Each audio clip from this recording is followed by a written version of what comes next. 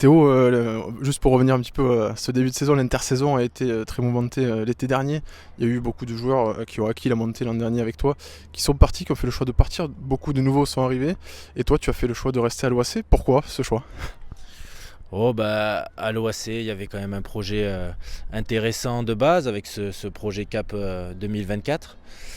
Donc moi j'ai toujours privilégié dans ma carrière sportive une aventure plutôt que de faire un an par-ci, un an par-là.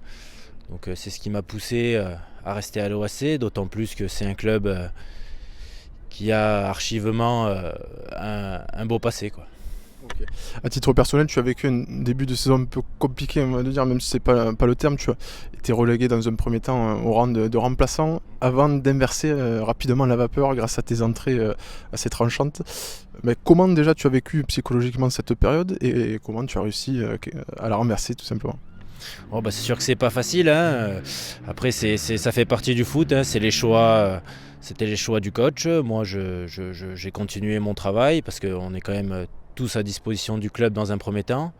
Le principal reste l'équipe. Donc j'ai jamais lâché quoi que ce soit dans le travail ou mentalement. Je me suis toujours accroché.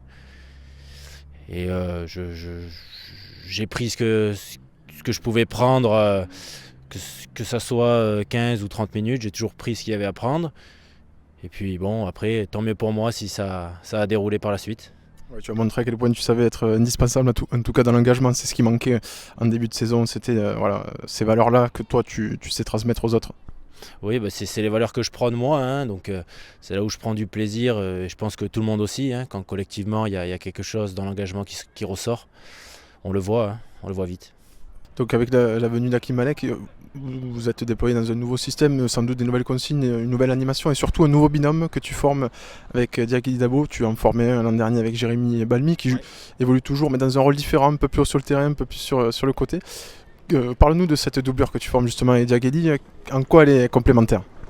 Bah, c'est vrai que Diag c'est quand même un joueur d'expérience, donc c'est pour moi intéressant qu'on joue ensemble. C'était différent de Jérém qui est dans un rôle beaucoup plus offensif l'année dernière, donc je comblais ses brèches. Mais là ce qui est bien, c'est qu'avec Diag, on est à peu près deux profils défensifs, donc on assure la stabilité d'équipe. Et on arrive petit à petit aussi à pouvoir se libérer offensivement en apportant un plus à chaque match. Toi qui as joué ces dernières saisons en National 3, qu'est-ce qui t'a surpris le plus lorsque tu as gravi cet échelon, que tu as découvert le National 2? Est-ce que c'est l'intensité comme beaucoup le disent? Oui, bah c'est ça, c'est l'intensité, que ce soit physiquement, tactiquement, techniquement. C'est un monde quand même d'écart et c'est ce qui est intéressant, quoi. À son arrivée, le coach Hakim Malek disait d'emblée que son objectif c'était d'être prêt en janvier. Il faisait un petit peu une croix sur les mois de novembre et de décembre en disant que voilà, c'était des mois de préparation pour être prêt. Voilà. Ça lui donne un petit peu raison puisque vous avez gagné ce premier match du mois de janvier de l'année 2023. C'est ça, vous avez travaillé dur en novembre, décembre pour être prêt maintenant, hein. Ouais, c'est ça, il était plus dans une optique de travail jusqu'à fin décembre pour qu'on puisse janvier dérouler comme on peut, quoi, avec tout le travail fait juste avant. Donc là, pour le coup, ça a marché parce que contre Louhans, on sort avec les 3 points et aussi le contenu.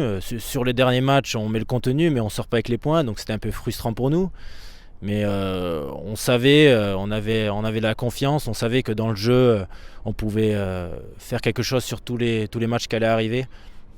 Tu parles de contenu, Théo, c'est vrai qu'il y a du mieux dans le jeu depuis plusieurs semaines, et notamment offensivement, puisque vous avez marqué 8 buts sur les 2 derniers matchs, si on compte Martigues, le match amical, c'est ce qui pêchait en début de saison. Quel a été selon toi l'élément déclencheur? Est-ce qu'il y a un discours nouveau sur le plan offensif par exemple? Oh, ils sont un peu plus libérés. On leur demande de ne pas se prendre la tête, donc on voit quand même le changement, hein. C'est vrai que ça nous pêchait, on manquait de réalisme devant. Là, pour le coup, on a mis 4 buts à Louhans. Après, ça reste sur un match.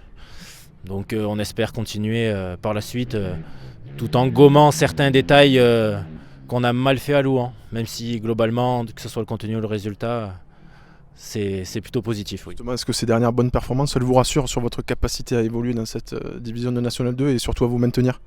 Oui, là, pour le coup, C'est vrai que dans le contenu, que ce soit à Canet, on est sorti un peu frustré parce qu'on méritait mieux. Contre Toulon, on perd aussi 3 points. Donc ça nous tenait à cœur de gagner ce match à Louhans. Après, bon, on sait que ça ne va pas se jouer que sur ce match à Louhans, puisqu'il nous reste 17 autres matchs. Il faut qu'on les prenne comme des finales, hein, parce que le championnat est quand même assez dur. On sait qu'il va nous manquer pas mal de points. Donc on veut rentrer dans les cordes rapidement. Théo, vous étiez un petit peu largué au classement avant Noël, dernier, lanterne rouge avec ses 5 points retirés par la DNCG. Dernièrement, ça va mieux, les supporters parlent même de remontada sur les réseaux sociaux. Est-ce que vous, c'est aussi un mot que vous employez ici? Vous êtes en quête de cet exploit, de ce maintien, vous en parlez aussi entre joueurs? Oui, bah ça c'est sûr, hein. De toute façon, notre but c'est le maintien, hein. On sait que c'est pas facile, mais on travaille tous les jours pour ça. On se force à donner le meilleur de nous-mêmes pour arriver au match et faire du mieux qu'on peut. Voilà, après, c'est de bon augure. Les dernières prestations sont de bon augure pour la suite. Théo, réception du FC7 samedi à domicile à Pibaro.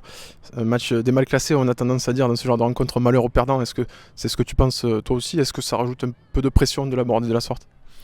Oh non, parce qu'on sait qu'on va être chez nous, on va enfin pouvoir retrouver notre rentre qui est Pibaro. En plus, on sait que les supporters sont toujours là pour nous, ils vont nous pousser, donc on va tout faire avec nos supporters et notre stade pour gagner ces matchs jusqu'à la fin de saison à domicile. Dernière question, c'est vrai que vous en avez souffert finalement de ces matchs délocalisés à Uzès sur ce synthétique que vous n'aviez pas l'habitude de maîtriser. Ça a été une souffrance un petit peu, ça s'est ressenti sur les résultats? Oui, c'est sûr que bon, ça fait bizarre de ne pas jouer à domicile, mais après, il ne faut pas se servir de ça non plus comme excuse, quoi. On sait les choses qu'on n'a pas faites. On a travaillé pour essayer qu'elles ne soient plus là, donc on va avancer. Deux dernières, je me permets Théo, avant de te libérer justement, retrouvailles avec Pibaro ce samedi. Ouais. Tu es un des rares dans l'effectif, mais on disait il y a beaucoup de nouveaux qui vont disputer leur premier match à Pibaro. Qu'est-ce que tu leur en as dit de ce stade, de cette ambiance? Parfois on le sait, lorsqu'il y a des vraies affiches, le public sait se mobiliser et faire du bruit aussi, être un vrai 12e homme finalement.